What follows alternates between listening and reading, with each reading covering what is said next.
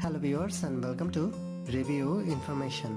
In this video I will show you how to hide contact photos on iPhone messages.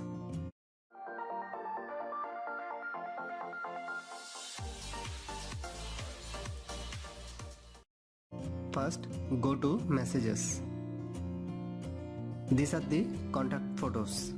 If you saved any contact photo, it will be showing on the respected sender. If you want to hide this, go to the iPhone settings.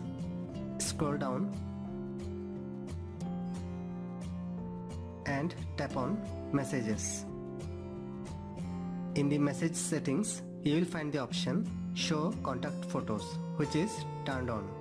Toggle up this button to turn off Show Contact Photos. Now go to the messages and the contact photos are gone. In this way you can hide contact photos on iPhone messages. Thanks for watching. Hope you guys enjoyed my video. Please subscribe my channel for more videos. Goodbye.